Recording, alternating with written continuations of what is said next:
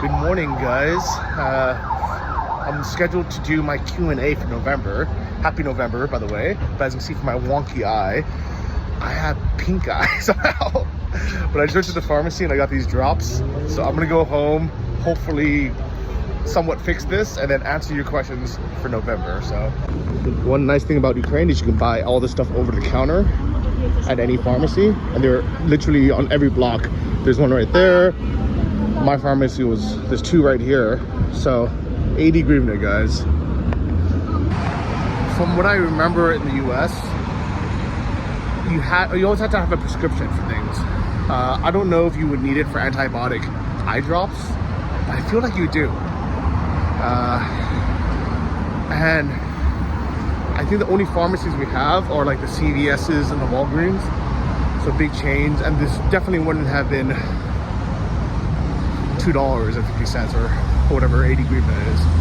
So that's one thing I like about living in Ukraine and Thailand, is you can just go to the pharmacy for whatever you need, especially when it's things like this. You don't have to go to the doctor, get a script, and end up costing you hundreds of dollars through insurance.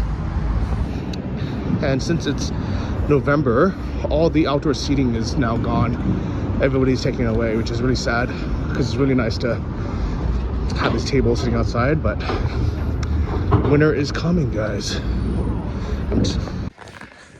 All right, so I just got home. I'm gonna put these in, have a little breakfast, and I'll jump right into the Q&A, and I'll answer all your questions, like what I'm gonna do this winter, how I got my pink eye, everything else you wanna know. So let's go.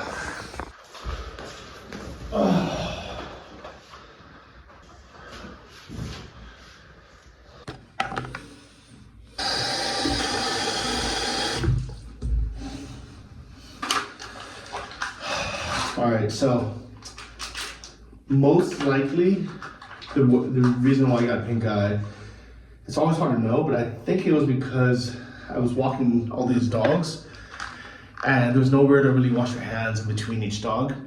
And either, one of them like accidentally licked my eye, or I was hugging it too close, or I touched my eye after walking them. Who knows? I mean, I was doing this for the last 2 weeks, and I probably came in contact with 30 different stray dogs or street dogs, but it is what it is, guys. Let's see if this works. I'm not sure how I open this. Oh, wow. That's crazy. Here goes nothing, guys.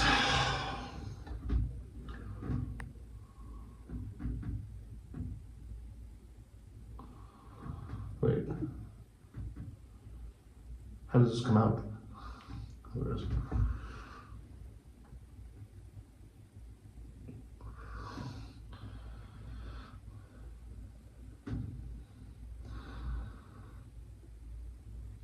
Oh, squeeze. Oh my God, it feels so good. Woo! I'm sure it's like mental, but I felt so good putting that in my eye. That's how it works. And this is a pretty cool design too. So this actually is rubber or plastic, I guess. So when you squeeze that, it goes through. It's one-time use, obviously, but I'll probably use it again an hour, just to put more in. And the active ingredient is, what does it say? Molsky in. Oh, I'll make it somewhere. It just wants to tell people. So I'm taking a little break, watching Jake Bro while eating my dark chocolate peanut butter cups. Thank you so much for bringing this for me. Appreciate it. Is better. All right, hey guys. So it's a few hours later, and my eye is actually kind of closed now. But I figure I'm gonna do this Q&A anyways. If you're not yet subscribed, if you subscribe, you'll get notifications from my community posts where once a month I'm gonna be asking question and answers, because I think a lot of you have kind of curious about life as either someone who lives in Ukraine, like an American, or someone who travels, or kind of just more about my personal life and what I'm planning and thinking. Thank you for those who ask questions. I did it Jake Bro style, where basically I'm going to read and answer the top comments, the ones that people upvoted, and the ones that are just interesting. So let's jump straight in. The first question is actually from Steve Anali90. Says, out of all your videos so far, which one had made you feel completely overwhelmed with emotions? Your laughter and beautiful nature make you a natural wonder. Well, thank you very much, Steve. That's very nice of you. Emotion, I mean, I guess there's like happiness and joy. You know, out of all my like scuba diving videos, when I saw, you know, like manta rays and whale sharks, that had a lot of kind of like awe and joy with it. Kind of just like being, it's literally probably the closest thing we have to going to outer space and seeing friendly aliens fly by. That's the best way I can explain scuba diving, why I love it so much. My own Muay Thai videos, my actual Muay Thai fights, it may look like to you in the fights that I'm like, you know, angry or determined to win, you know, and the emotion might be, you know, strength, but actually it was fear. If you really look closely at my face, whenever I was in that ring and they said, you know, fight, you know, you hear the Thai music, and it goes ding, the bell, it was fear. It was me fighting for my life, because I think as humans, we have the fight or the flight, you know, natural reaction. And when you've signed up for a fight, you can't just leave. And there's no way to just like, you know, to run. So you have to fight. And it was never a nice feeling. It was never a exciting feeling of, I get to show off my skills and all my training. It was me punishing myself for always trying to take shortcuts in life and never really, you know, becoming a man. It was my journey of becoming a man. I know that you do this in some cultures where, you know, when a boy turns 14, he goes into the wilderness with nothing but a spear, and he needs to kill a bear or, you know, or something to claim his place in the village. For me, I never had to go through that. You know, I think most of us don't. But I never really felt like I became a man until I challenged myself in the ring of Muay Thai. That's when I learned a lot of, you know, humbleness, I guess that's a word. But also just who I am. I learned a lot of valuable life lessons, and those emotions, if you look at it very closely, it was of fear, but also of kind of the determination. I need to get through this. I need to prove something to myself.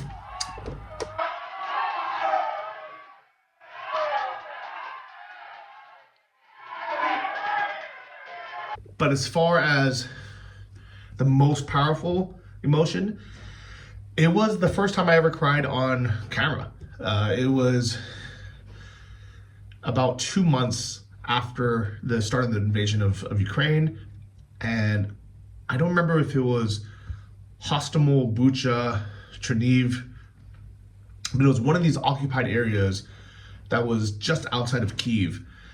And when I went there and I was just wandering by myself with the camera, and I saw this guy come out of his house, and I was like, oh, and he said, like, that's my car, and it was under a bunch of rubble. And I remember thinking, man, like, that's so bad, like, you know, like a Russian, I don't know if it was from a tank or from a artillery strike or from a missile, but basically it destroyed part of his house and covered his car in rubble. And he said to me, you know, just very, you know, very like matter-of-factly, he said, I'm gonna repair it. And I looked at him like, what? Because in America, well, first off, we don't really repair anything. Like, if this iPad broke, I'd probably just put it in a drawer somewhere, buy a new one, and forget about it. And then one day, maybe recycle it or give it away or something. We don't really have a culture of fixing things, you know? Like, when was the last time you repaired shoes or clothes or something? You know, it's much easier just to throw it away and buy something new. And if our car was crushed in like actual just rubble, like the whole roof had collapsed, there's zero chance most of us would say, yeah, I'm gonna fix it myself. But maybe like we might do it through insurance or something. But like most likely, it would have just been a total write-off, and we'd be like, all right, like it is what it is. I have to buy a new car. And when he invited me into his home, that was right next door, and I saw that they were still living in this house that was half destroyed by Russia. And him and his wife were just so optimistic and so positive. And they're like, yeah, we're going to get through this. We started to fix the kitchen already. And I walk in and I see their kitchen, like, all the windows are blown out, and it was covered in, I think it was in plastic. And I was like, oh my God. And I couldn't help myself. I just started crying. And I've never cried on camera ever before. I think it's only happened once after that, and it was at the graveyard of the fallen soldiers in Lviv. But Urs, stopped me. He was like, hey, like control yourself. But it was that was the only time I ever really, really lost emotional control out of all the crazy things I've seen. And I think that's why I have such a deep connection to Ukrainians and people here, is I know they're good people because I knew them before the war, and seeing how they've dealt with this adversity during the war has made me gain so much respect for them, but also just compassion for them. You're very welcome. All right, the second question is from Tanman Jiff. What is your opinion that the fact that currently, at least in the States, this Israel-Hamas conflict has taken the spotlight away from the Ukraine conflict? Have you ever noticed any differences on the ground that can be related to the war starting while Ukraine continues? I've definitely seen the media interest sway, and people really have stopped talking about Ukraine. Americans, we're very, I don't know what the word is. We're very passionate. Passionate's not the word, but we jump at topics really quickly, which is good and bad, right? We get excited about things and we focus 100% attention on something, but we also want very quick results. So I think, in general, we get fixated on one topic until there's another topic. First of all, thank you, Taylor, for being so gracious. So thank you so much for giving me a chance to win a VMA award. I'm really happy for you. I'm gonna let you finish. But Beyonce had one of the best videos of all time. George Bush doesn't care about black people. If you guys don't remember, COVID was all over the news for years. Like that's all the news everyone wanted to talk about was a pandemic, COVID, vaccines. Everything was based on that.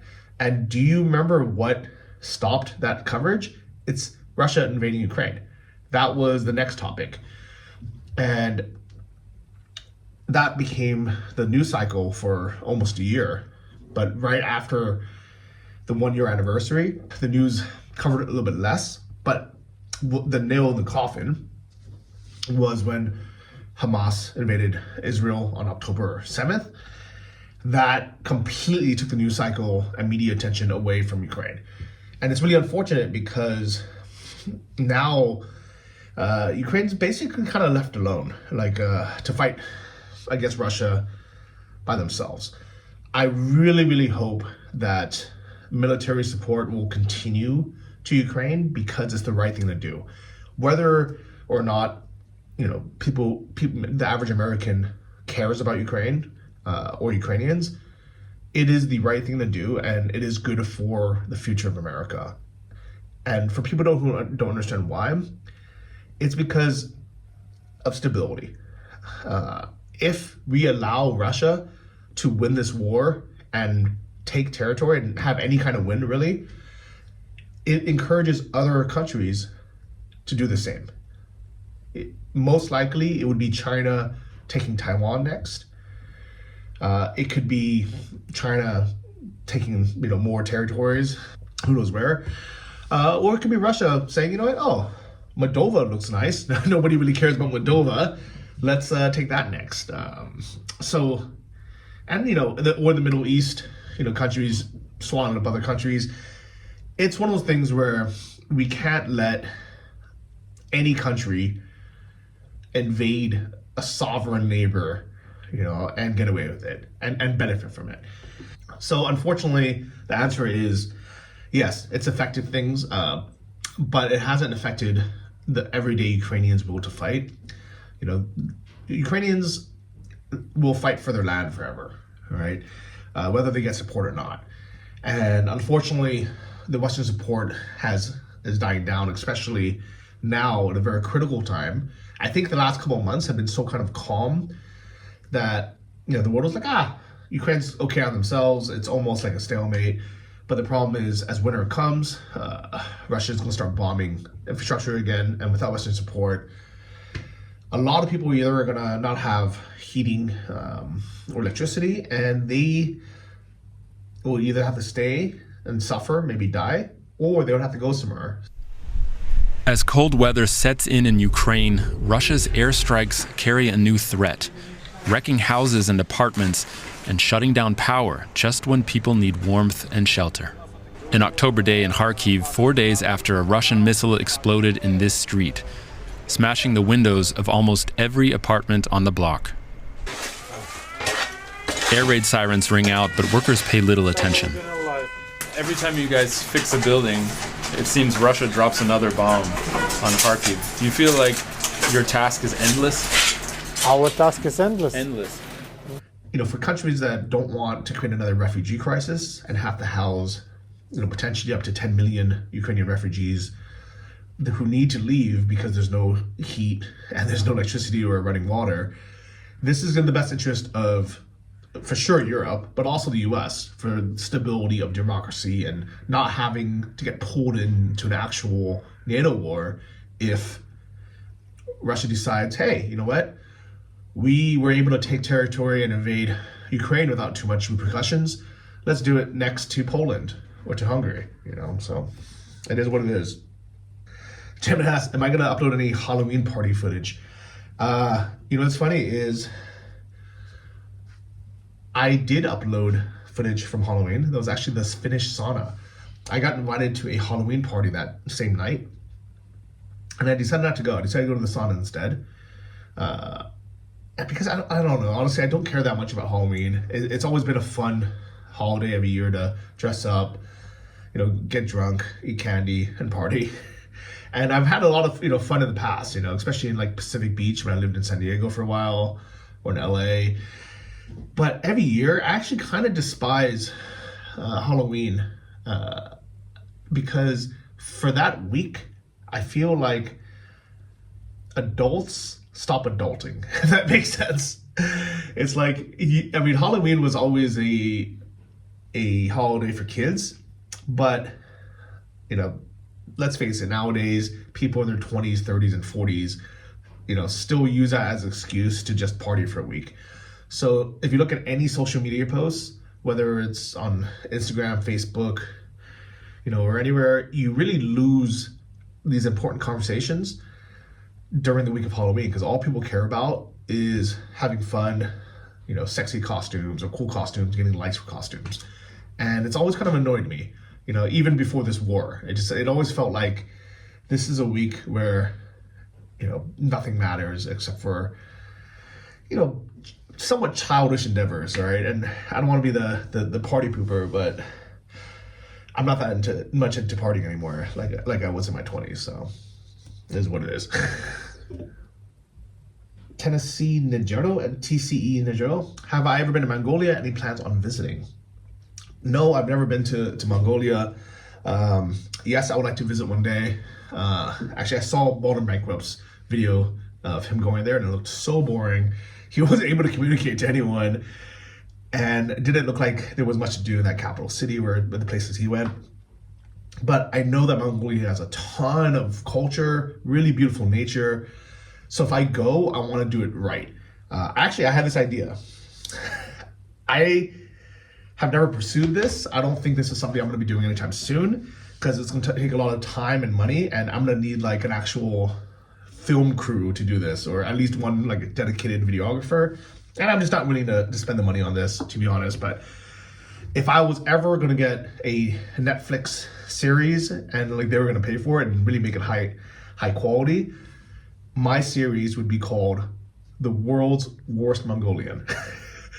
Where they're going to follow me there, and my first week I'm going to try every traditional Mongolian thing, like riding a horseback, you know, maybe while shooting an arrow or something, throat singing, Mongolian wrestling, you know, really like just all the things, you know, like with like having a hawk or something, all the things that are traditionally Mongolian, that Mongolians are supposed to be good at, I'm going to try, and I'll probably completely fail at and be absolutely terrible.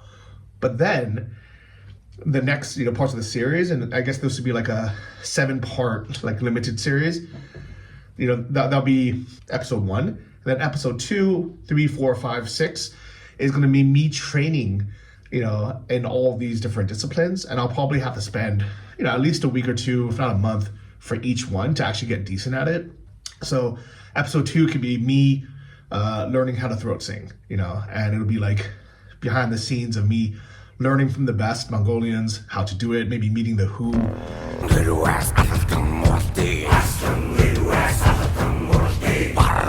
And, you know, maybe at the end of the episode, having some kind of skill to do it. Then, you know, the next episode will be me learning how to like wrestle the Mongolian style. That might even take a little bit longer, but let's say spending a month learning how to wrestle and having like some kind of competition maybe at the end. Well, that could be on the season, like the last episode or something. And just, and having every single episode be me learning the new skill, and the season finale could be maybe me joining competition or something. I think it'd be fun. I think people would enjoy it. I think it'd be a cool little video. So if Netflix, if you're watching and you want to sponsor this, let's do it.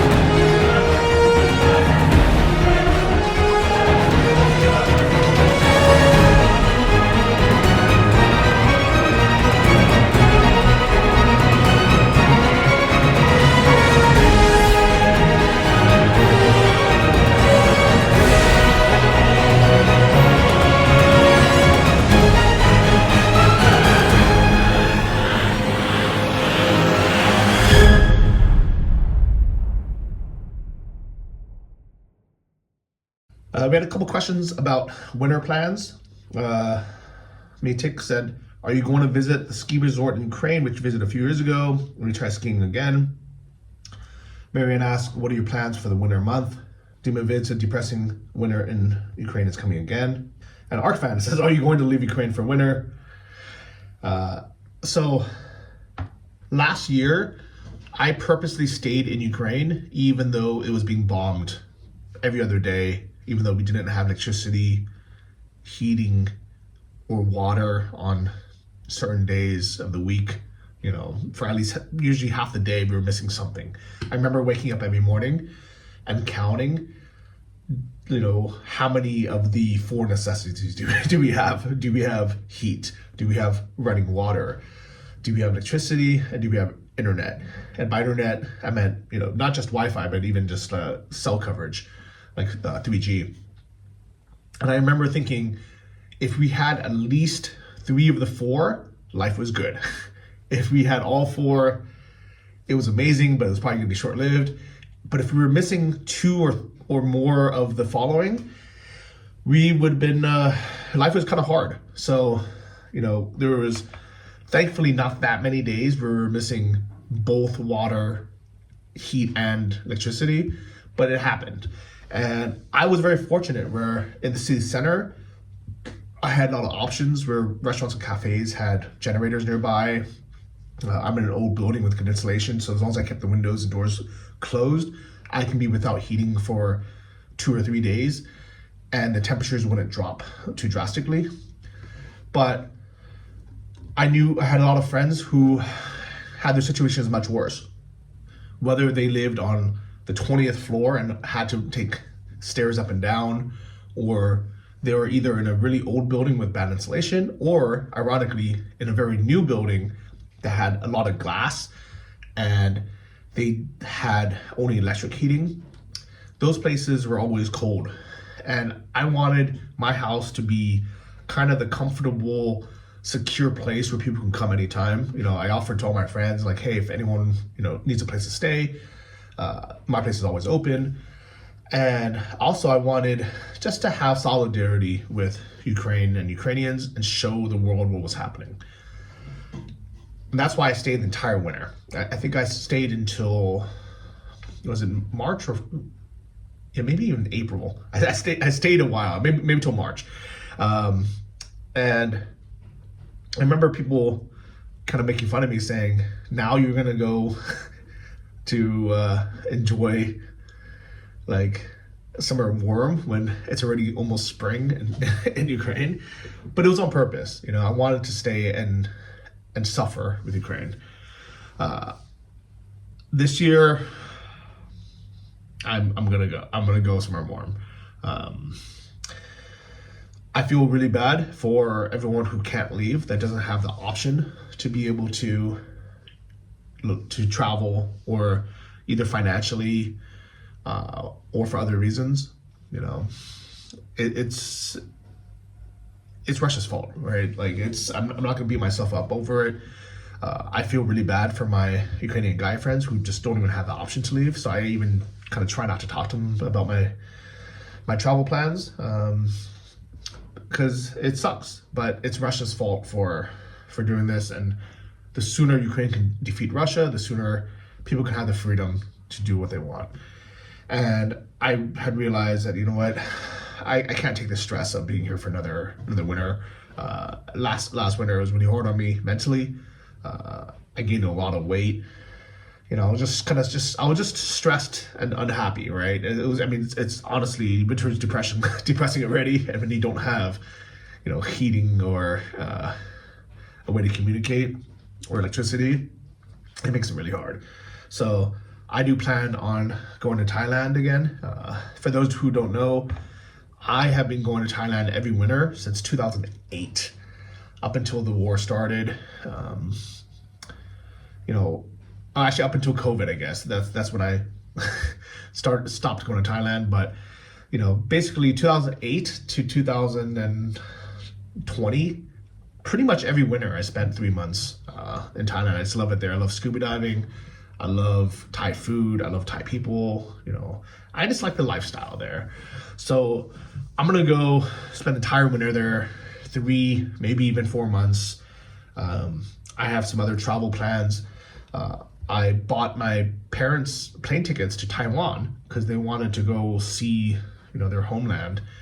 And we wanted to do it, knock on wood, but before it potentially be too late and China invades.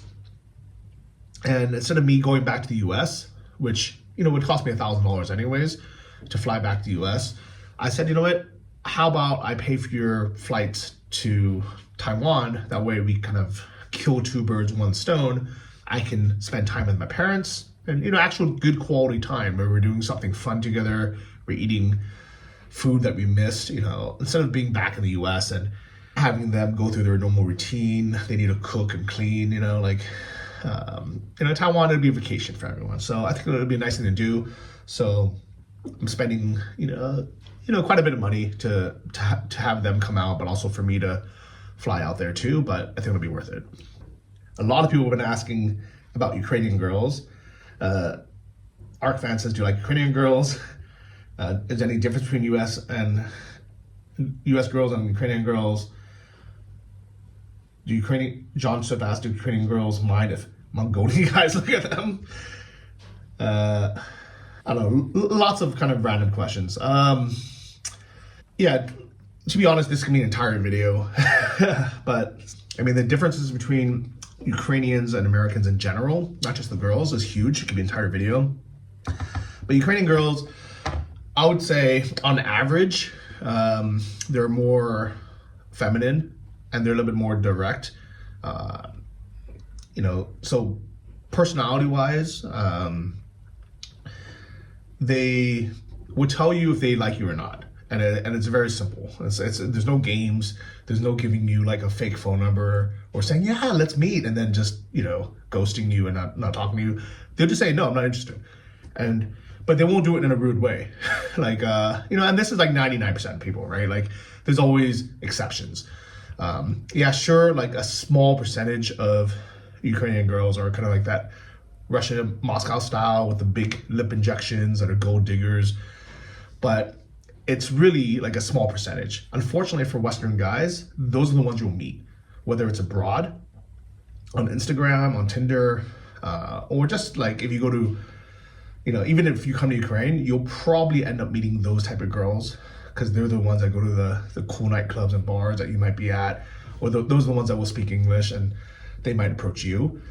But the vast majority, like 95% of Ukrainian girls are very traditional, normal, very feminine, just very nice. They're not, they're not the gold diggers. They don't care that much about all that stuff. But at the same time, when it comes to money, they're very traditional in a sense where you're just expected to pay for the bill wherever you go eat. Versus in the US, you're still expected to pay, but then you have to kind of have this like dance and show, be like, oh, I got it. No, I got it. Like, oh, I'll get it next time, or I'll buy the coffee. And it's like, it never ends up balancing out anyways. But here it's kind of like, it's not even a topic for debate. It's kind of like, you're the man, you're paying for it. It's worth it. I mean, I like Ukrainian girls. I like the traditional family values where people really want to have kids and they want to have like more traditional roles where even though the guy is paying for everything, they will be kind of more nurturing and raise a family or something like that. Also, physically, Ukrainian girls are beautiful, and in general, there's very few obese or overweight girls in Ukraine, like a very, very small percentage. And it's mostly just because they walk a lot and they don't overeat. One real kind of big difference is if you go to a bar in the US, Americans in general, not just the girls, but Americans in general will binge drink. It's not uncommon to have 3, 4, 5, 6, 7 drinks in a night. Most girls in Ukraine will have just one drink for the whole night. And I've seen this everywhere. Like even if they're out by themselves, but if you're on a date with them, they'll have one cocktail and they'll kind of just slowly sip on it the entire night. They don't want to get drunk. It's kind of looked down upon, but also, it's unhealthy to drink so much. And same thing when it comes to food, where, like the late night, like, binge eating, especially when you're drunk, like that just doesn't really happen here. Normash asks, what is the life in Ukraine for the average Joe? So the average Ukrainian guy, it's hard.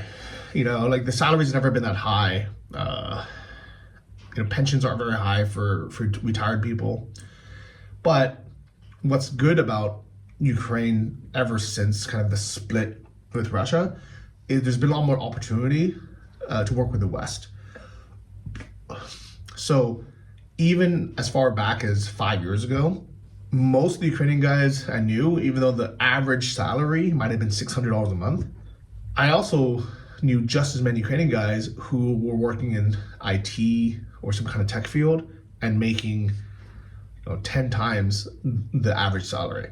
And it wasn't necessarily that hard for them to learn it because education here is not only free, but it's also pretty decent. And if you really wanted to, you can learn these skills. So there was a lot of opportunity here for the average Joe if they were willing to learn a bit of English, which is also very low cost or free to learn. And if they were learning to they're willing to learn something like IT or anything tech related, anything where you're working with Europe or the West. But if you're working in a factory, if you're doing kind of any blue collar jobs, it's not an easy life. But I will say that even though they weren't making a lot of money, I would say that the life for the average Joe in Ukraine is probably better than life for a lot of Americans who might on paper make a lot more money. Because even if you're making, $20 an hour in the US, things are expensive, right? Housing is very expensive, transportation is expensive, food's expensive, medical care, everything's expensive. So it doesn't matter how much money you make if 99% of it goes to your bills anyways and you have nothing left over. So you almost might as well make less money, but just have things be more affordable. So for my, the last question I'm gonna answer is my plans for winter. So now it's November. My original plan was actually I wanted to stay and enjoy at least a few months of winter. I actually kind of like the change in seasons. I love autumn right now. I love the leaves changing. I love taking dogs for walks. I like wearing a hoodie, and going out and having that kind of fresh, crisp air, not being hot, not being, too cold. So I wanted to stay until Christmas and New Year's and then go to Thailand and spend the rest of winter there. So probably 3 months in Thailand. However, looking at flights, I found a really cheap, somewhat direct flight from Budapest to Bangkok through Jeddah, which is in Saudi Arabia. But that might not happen because I recently found out that Saudi Arabia doesn't have a transit option, that I would need a visa just to transfer from Jeddah to another plane, which leaves 3 hours later. If you're not flying on a Saudi-owned airline, then they're gonna screw you. I've been to 50 countries. I've flown through a lot of different airports. I can't even count, probably also 50 different airports or more. And I've never had this problem anywhere else. And it's gonna be so expensive because I found out that if you do it at the airport, they charge $140 for 3 hours. And I tried to do it online. I thought, okay, you know what? Let me figure this out. First, this is their website. And instead of having like a flag or, a drop down for English, there was nothing. I couldn't figure it out for the life of me. I had to Google Translate. And then I did. And I realized I still can't figure out how to apply for a transit visa because none of the options said transit visa. So I emailed the airport. The airport's email bounced after 2 days, no answer. So their email they just don't answer their email, I guess. I emailed visitsaudiarabia.com, their official tourism board, thinking like these people, that this is literally their job, is to make it easy for people to travel through Saudi. And it was just like, it took forever, but finally they're like, yeah, here's a link. Click this little random E-looking thing in the top corner to translate it. And then transit visa is not called transit visa, it's called something else. Go through that, then you can submit online. I was like, okay, thank God, found it. I went through all this hassle of filling out everything, including exact dates of when you arrived and left every single country you've been to for the last 5 years. So imagine having to go through all your travels for the past 5 years and put down exact dates of when you entered and when you left every single country. It literally could be dozens or hundreds of entries. But I was like, okay, let me get through this. Paid online, and it was only $11, so it was cheap. But I was like, okay, thank God, everything's okay. I uploaded a photo. It actually kind of looked like Thai Airlines, same system, or the Thai Visa, same system. I was like, okay, thank God, it's gonna go through. It's gonna be fine.